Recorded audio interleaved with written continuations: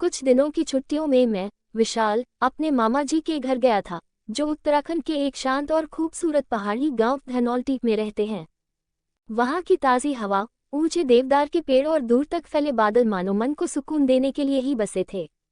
मामा जी की एक बेटी है, शिवानी, जिसकी उम्र करीब 21 साल होगी। पहली बार जब मैंने उसे देखा तो लगा जैसे वक्त एक पल के लिए ठहर गया हो। उसका गेहुआ रंग, हल्की सी चमकती त्वचा, आंखों में कुछ कहती हुई गहराई और होठों पर एक मासूम सी मुस्कान, कुछ हिस्सा था जिसमें एक अजीब सी शांति और आकर्षण छुपा था। शिवानी बहुत शांत स्वभाव की थी, लेकिन उसकी आंखें बहुत बातें करती थीं।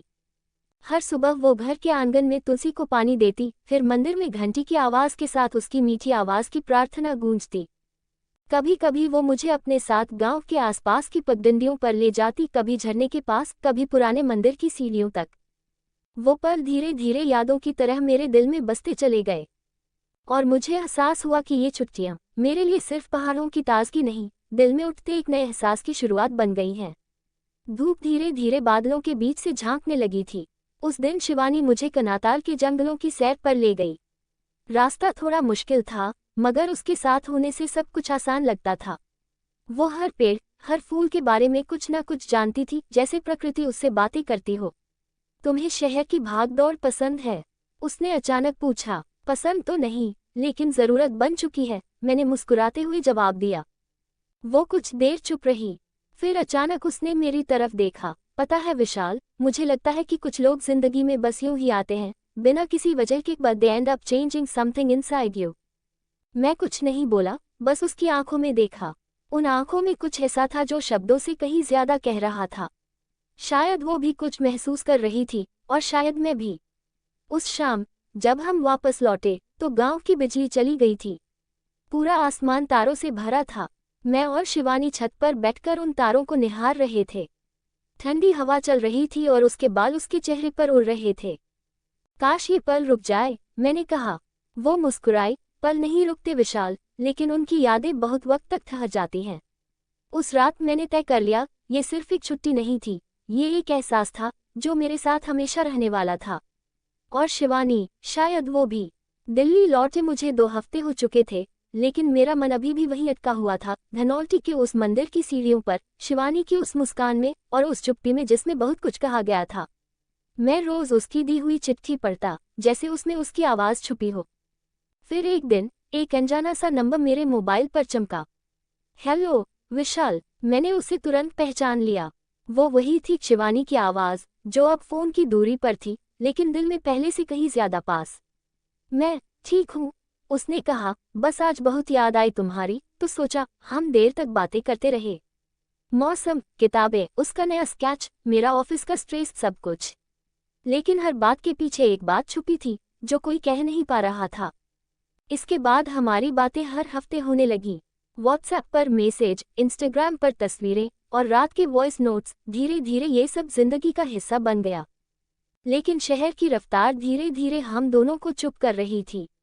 मेरी जॉब का ट्रांसफर हो गया मुंबई में, और उधर शिवानी के घर में उसकी शादी की बातें होने लगी। नई उलझने। एक शाम फोन पर उसकी आवाज कुछ बदली हुई लगी। विशाल, पापा मेरी शादी की बात कर रहे हैं, एक लड़का है, देहरादून में जॉब करता है। मैं कुछ पल चुप रहा, आवाज जैसे गले में अटक गई। और तुम? मैंने धीरे से पूछा। मैं नहीं जानती, बस इतना जानती हूँ कि अब सब कुछ बहुत तेज हो रहा है। तुम क्यों कुछ नहीं कहते विशाल? मैं कहना चाहता था, रुक जाओ, मैं आ रहा हूँ, लेकिन क्या ये कह पाना इतना आसान होता है? मंदिर से लौटते समय हवा और हल्की हल्की बारिश दोनों का साथ था। रास्ते में दोनों चुप थे, लेकिन वो चुप्पी अब बोझ नहीं थी, बल्कि सुकून देने वाली थी। जैसे 2 दिलों को अब शब्दों की जरूरत नहीं रही। घर पहुंचे तो मामा जी ने शिवानी को देखा, फिर मुझे। बेटा, कोई बात है क्या? आजकल शिवानी कुछ गुमसुम रहती है। शिवानी ने हिम्मत करके कहा। पापा, मैं आपसे और मम्मी से एक बात करना चाहती हूँ। रात का खाना खत्म हुआ और ड्राइंग रूम में एक अजीब सा सन्नाटा था। शिवानी ने धीरे से सब कुछ कह दिया, मेरे बारे में, हमारे एहसास के बारे में, और मेरे दिल्ली से अचानक आने की वजह। मामा जी थोड़ी देर तक कुछ नहीं बोले, फिर बोले, बेटा, मैं तुम्हें मजबूर नहीं करूंगा, लेकिन तुम जानती हो, ये समाज सिर्फ प्यार से नहीं चलता। एक शहर का लड़का, जो हमारी जात बिरादरी से भी नहीं है, लोग क्या कहेंगे? मैंने धीरे से कहा, मैं जानता हूँ अंकल, मैं कोई परफेक्ट लड़का नहीं हूँ, लेकिन आपकी बेटी को कभी अकेला नहीं छोड़ूंगा। मामा जी चुपचाप उठकर अपने कमरे में चले गए। माँ का साथ अगले दिन सुबह शिवानी की माँ ने मुझे अकेले में बुलाया। बेटा, हम पहाड़ी लोग हैं, पर दिल के छोटे नहीं। शिवानी जैसी बेटी पर हमें नाज है। अगर वो तुम्हारे साथ खुश रह सकती है, तो हमें क्या तकलीफ? मैंने झुककर उनके पैर छुए। वो माँ नहीं थी मेरे लिए, एक रास्ता थी उस लड़की तक, जिसे अब मैं किसी भी हालत में खोना नहीं चाहता था। पहाड़ों में पहली बार उस शाम पहली बार हम सब एक साथ बैठकर चाय पी रहे थे, शिवानी, मैं, मामा जी और मामी जी। सबकी आंखों में थोड़ी झिझक थी, थोड़ी आदत डालने की कोशिश, लेकिन एक नया रिश्ता जन्म ले रहा था। मामा जी ने बस इतना कहा, विशाल, ये पहाड़ सख्त जरूर हैं, लेकिन जो उन्हें समझ ले, वो हमेशा हमारे होते हैं। अब आगे की योजना, शादी की बातें धीरे धीरे शुरू हो गईं। शिवानी और मैं तय कर चुके थे, शादी वहीं धनौल्टी में होगी, सादगी से लेकिन अपनेपन के साथ। मैंने दिल्ली की अपनी जॉब छोड़ने का फैसला लिया। अब मैं उत्तराखंड टूरिज्म में काम ढूंढ रहा हूँ, ताकि जिंदगी वहीं से शुरू कर सकूं, जहां दिल ने रास्ता चुना। शिवानी की माँ पूरे जोश में शादी की तैयारियों में लग गई थी। गांव में सालों बाद किसी घर में शादी हो रही थी, वो भी ऐसी जो चर्चा का विषय बन चुकी थी, शहर का लड़का और पहाड़ की लड़की। गांव की औरतें चौपाल में बैठकर बातें करती। शिवानी की पसंद अच्छी है, लड़का सीधे शहर से आया है, पर बातों में बहुत नर्म है। शादी का दिन तय हुआ 20 मार्च। वो दिन, जब धनौल्टी की वादियों में बर्फ की चादर पिघल रही होती है और पेड़ों पर नए पत्ते झांकने लगते हैं। बिल्कुल वैसे ही जैसे हमारी जिंदगी में अब एक नई शुरुआत होने वाली थी। तैयारियां और टिकराहटें। मेरे दिल्ली वाले रिश्तेदारों को जब पता चला कि मैं शहर छोड़कर पहाड़ों में बसने वाला हूं, तो एक तरह का तूफान आ गया। तूने एमबीए किया है, लाखों की नौकरी छोड़ेगा किसी पहाड़ी लड़की के लिए? वो क्या करेगी तेरे साथ? पहाड़ों में क्या मिलेगा तुझे? मैं चुप रहा, क्योंकि जवाब में सिर्फ प्यार था, और वो हर कोई नहीं समझ सकता। लेकिन जब मेरी माँ खुद धनौल्टी पहुंची और शिवानी से मिली, तो उनकी आंखों में चमक आ गई। जो लड़की आंख से पहले दिल को छू जाए, वही तो बहू होनी चाहिए। बस फिर किसी की कोई हिम्मत नहीं हुई कुछ कहने की। शादी वाले दिन आसमान साफ था। गांव के मंदिर में सादगी भरे मंडप के नीचे मैं और शिवानी एक दूसरे की आंखों में देखते हुए 7 फेरे ले रहे थे। शिवानी ने पीले रंग की सिल्क की साड़ी पहनी थी, और उसकी मुस्कान में वो सब कुछ था जिसकी मुझे जरूरत थी। फेरे लेते समय जब उसने मेरा हाथ थामा, तो जैसे पूरा जीवन उसी एक स्पर्श में सिमट आया। सुबह नई थी, लेकिन एहसास पुराने। शादी के बाद हम कुछ दिन वहीं रहे। मैं अब एक पहाड़ी जीवन जीने की आदत डाल रहा था। सुबह जल्दी उठना, गांव के बच्चों को पढ़ाना, और कभी कभी शिवानी के साथ जंगलों में लंबी सैर। हमने एक छोटी सी लाइब्रेरी खोलने का प्लान बनाया, गांव के बच्चों के लिए। शिवानी कहती, प्यार अगर वाकई कुछ बदल सकता है, तो वो बदलाव यहाँ से शुरू होना चाहिए। शादी को 1 महीना बीत चुका था। धनौल्टी अब मेरे लिए सिर्फ एक जगह नहीं, मेरा घर बन चुका था। सुबह की चाय अब शिवानी के साथ खेतों की मेड़ पर होती, और दिन भर के कामों में एक सपना धड़कता, गांव के बच्चों के लिए एक लाइब्रेरी। शिवानी अक्सर कहती थी, इन बच्चों को किताबों से दोस्ती होनी चाहिए। पहाड़ों की ऊंचाई को छूने के लिए पहले सोच को ऊंचा करना होगा। लाइब्रेरी का सपना। हम दोनों ने स्कूल के पास एक खाली कमरा किराए पर लिया। वहां पुरानी लकड़ी की अलमारियां लगाईं, दिल्ली से कुछ किताबें मंगवाईं, और गांव के बच्चों को बुलाया। शुरुआत में सिर्फ 5-6 बच्चे आए, लेकिन धीरे धीरे बातें फैलने लगीं। एक दिन गांव के बुजुर्ग ताऊजी ने पूछा, बेटा, तुम क्या करने आए थे पहाड़ों में? मैंने मुस्कुराकर कहा, शिवानी से मिलने और बच्चों को उड़ना सिखाने। अब हफ्ते में 3 दिन मैं और शिवानी बच्चों को कहानी, चित्रकला और पहाड़ों के बारे में पढ़ाते। नई सोच बनाम पुरानी सोच। एक दिन गांव के प्रधान जी ने मुझे बुलाया। विशाल, तुम और शिवानी जो कर रहे हो वो अच्छा है, लेकिन सबकी सोच एक जैसी नहीं होती। कुछ लोग सवाल उठा रहे हैं, शहर का लड़का गांव की लड़कियों को सपने दिखा रहा है। मैंने शांति से जवाब दिया, सपने दिखा रहा हूँ, क्योंकि जब सपने मरते हैं तो गांव भी मरता है। शिवानी ने मेरा हाथ थाम लिया। हमने तय कर लिया, हम डरेंगे नहीं। रविवार की रसोई और कहानियों का दिन। हर रविवार को शिवानी रसोई वाली दीदी बन जाती। बच्चों के लिए खिचड़ी बनती, और फिर एक खुली बैठक में कहानियां सुनाई जाती। एक बार मैंने रामू नाम के 10 साल के बच्चे से पूछा, तू बड़ा होकर क्या बनेगा? उसने कहा, मुझे भी लाइब्रेरी वाला भैया बनना है। जो सबको कहानी सुनाए और डर मिटा दे। शिवानी की आंखें भर आईं। एक नई हलचल। फिर से शिवानी की तबीयत कुछ दिनों से ठीक नहीं थी। एक दिन जब हम क्लिनिक से लौटे, वो चुप थी। फिर अचानक मुस्कुराई और बोली, अब हमें एक और मेंबर के लिए जगह बनानी होगी। मैं समझ गया। वक्त अपनी ही रफ्तार से चलता गया। शिवानी अब पहले से ज्यादा खामोश और संभल कर चलने लगी थी। उसके चेहरे पर हर दिन एक नई चमक होती, माँ बनने की चमक। हमारी छोटी सी लाइब्रेरी अब पूरे गांव की प्रेरणा बन चुकी थी। आसपास के 2 गांवों से भी बच्चे आने लगे। लोगों की सोच में बदलाव आने लगा था, और उस बदलाव की नींव में थी हमारी मोहब्बत और मेहनत। इंतजार के वो महीने। शिवानी की देखभाल में कोई कमी नहीं थी। गांव की महिलाएं अब उसकी मदद करने लगी थीं। शिवानी हंसती। पहले ये मुझे शक की नज़र से देखती थी, अब मुझे दही गुड़ खिलाकर पेट सहला जाती हैं। हमने बच्चे के लिए एक छोटी सी लकड़ी की पालना बनवाई। उसके सिरहाने एक किताब रखी, पहाड़ की पहली कहानी जो हमने मिलकर लिखी थी। वो पहली किलकारी। 16 दिसंबर, सुबह 5 बजे। बर्फबारी हो रही थी बाहर। आसमान से गिरते रुई जैसे टुकड़ों के बीच हमारे घर में किलकारी गूंजी। एक बेटी हुई थी। शिवानी ने उसका नाम रखा आशा। क्यों? मैंने पूछा। क्योंकि वो सिर्फ हमारी नहीं, इस गांव की भी आशा है। जब मैंने आशा को पहली बार गोद में लिया, तो ऐसा लगा जैसे पूरी दुनिया ठहर गई हो और एक नया ब्रह्मांड सिर्फ हमारे तीनों के लिए खुल गया हो। आशा जब 1 साल की हुई, तब तक गांव की लाइब्रेरी में 200 से ज्यादा किताबें हो चुकी थीं। बच्चे अब खुद कहानियां लिखने लगे थे। कुछ लड़कियां पहली बार स्कूल जाने लगीं। एक दिन रामू, वही बच्चा जो लाइब्रेरी वाला बनना चाहता था, मेरे पास आया और बोला, भैया, आशा बड़ी होकर क्या बनेगी? मैंने कहा, जो वो चाहे, लेकिन इतना तय है, वो डर से नहीं, सपने से चलेगी। एक सपना जो फैल रहा है। धीरे धीरे हमारी छोटी सी लाइब्रेरी एक गो में बदल गई। नाम रखा गया आशा की कहानी। अब हम आसपास के और गांवों में किताबें भेजते हैं, सेशन करते हैं और बच्चों को पहाड़ से जोड़ते हैं। शिवानी आज भी कहती है, मैंने विशाल से सिर्फ प्यार नहीं किया, मैंने उसके साथ एक जमीन बोई थी जिस पर अब सपने उगते हैं। मैं आशा हूँ। धनौल्टी की ठंडी हवा, बर्फ के फाहों की तरह गिरती यादें और किताबों की गंध से भरा मेरा बचपन, यही मेरी दुनिया रही है। मुझे नहीं पता था कि बाकियों के लिए ये गांव है। मेरे लिए तो ये पूरा ब्रह्मांड है। माँ और बाबा की कहानियाँ। माँ शिवानी मुझे रात में सोते वक्त कहानियाँ सुनाती थी। कोई परी होती जो पहाड़ की चोटी पर चढ़ जाती थी, कोई बच्चा होता जो जंगलों से डरता नहीं था।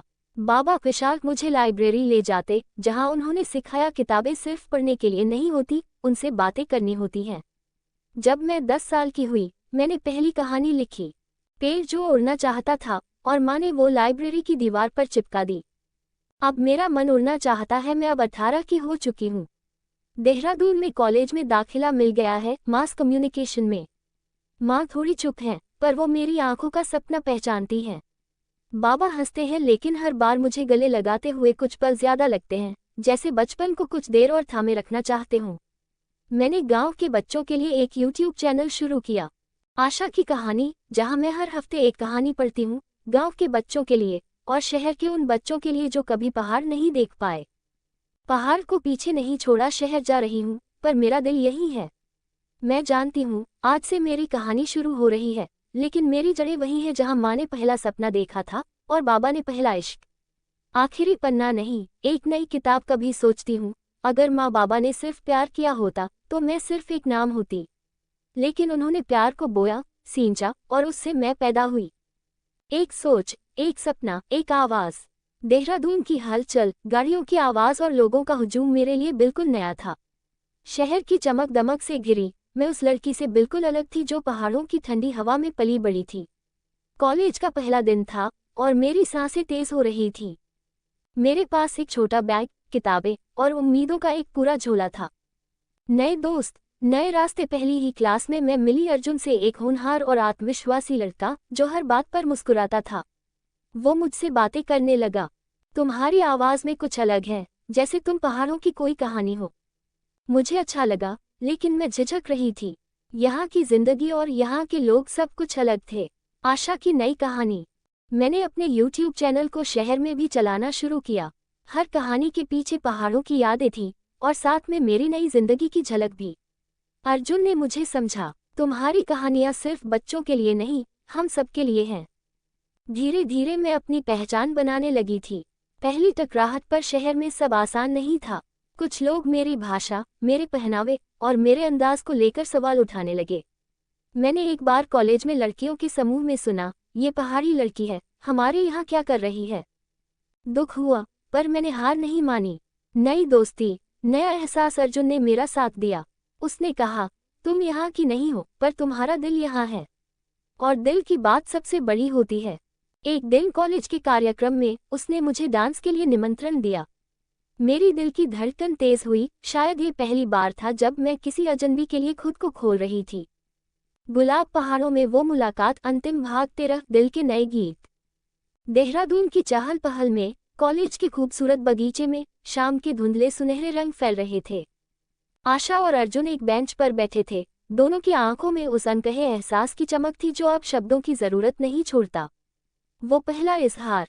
अर्जुन ने धीरे से कहा, आशा, तुम्हारे अंदर वो जज्बा है जो मुझे हर दिन बेहतर इंसान बनने को प्रेरित करता है। तुम सिर्फ मेरी दोस्त नहीं, मेरी सबसे बड़ी हिम्मत हो। आशा के दिल की धड़कन तेज हुई।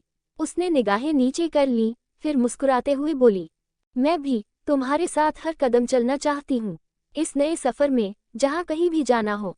पहाड़ों की यादें, शहर की बातें। उन्होंने साथ में कॉलेज के बाहर एक छोटी सी कैफे में चाय पी। अर्जुन ने कहा, तुम्हारे पहाड़ों की कहानियां मुझे भी अपने अंदर पहाड़ दिखाने लगी हैं। तुमने मेरी दुनिया बदल दी, आशा। आशा ने कहा, और तुमने मुझे दिखाया कि प्यार सिर्फ घर तक सीमित नहीं होता। एक वादा। रात के आकाश के नीचे, सितारों की छांव में, अर्जुन ने आशा का हाथ थामा। चाहे पहाड़ हो या शहर, तुम्हारे साथ हर जगह मेरा घर होगा। आशा ने उसकी उंगलियों को कसकर पकड़ा, और मैं भी हर मंजिल पर तुम्हारे साथ चलूंगी। नई शुरुआत। इस तरह दो अलग दुनिया से आए दो दिल एक नए सफर की शुरुआत कर रहे थे, जहां प्यार की गर्माहट हर ठंडी हवा को पिघला देती थी और सपनों की आवाजें पहाड़ों से शहर तक गूंज रही थी। कहानी का सार। ये कहानी है प्यार की, संघर्ष की और उम्मीद की, जहां एक गांव की लड़की और एक शहर का लड़का मिलकर अपने और आने वाली पीढ़ी के लिए एक नई दुनिया बनाते हैं। निर्णय। कंक्लूजन। विशाल और शिवानी की प्रेम कहानी सिर्फ दो दिलों का मिलन नहीं थी, बल्कि यह उस सच्चे जज्बे की कहानी थी जो किसी भी बाधा को पार कर समाज में बदलाव ला सकता है। पहाड़ों की ठंडी वादियों से लेकर शहर की रोशन गलियों तक, उनका सफर साबित करता है कि प्यार, मेहनत और विश्वास से हर सपना हकीकत बन सकता है। उनकी बेटी आशा ने अपने माता पिता के संघर्ष और प्रेरणा को लेकर अपनी पहचान बनाई और एक नई उम्मीद जगाई। आखिरकार शहर और पहाड़ों की दूरियां मिट गईं और दो अलग संस्कृतियां एक प्रेम और समझदारी के सेतु से जुड़ीं। सारांश। समरी। कहानी की शुरुआत हुई विशाल के पहाड़ों के गांव धनौल्टी में शिवानी से मिलने के साथ। उनके बीच खिली प्रेम की कली ने गांव में सामाजिक बाधाओं का सामना किया, पर उनका प्यार और जज्बा मजबूत बना रहा। शादी के बाद दोनों ने गांव के बच्चों के लिए लाइब्रेरी खोली, जिससे शिक्षा और सपनों का प्रकाश फैला। शिवानी और विशाल की बेटी आशा ने भी इस विरासत को आगे बढ़ाया और अपने शहर में एक नया सफर शुरू किया, जहां उसे नए दोस्त, नई चुनौतियां और पहली मोहब्बत मिली। कहानी की सबसे बड़ी बात यही है कि प्यार की ताकत से किसी भी दीवार को तोड़ा जा सकता है और सपनों को हकीकत में बदला जा सकता है। अगर आपको ये कहानी पसंद आई हो तो कृपया इसे लाइक, शेयर और कमेंट करना न भूलें।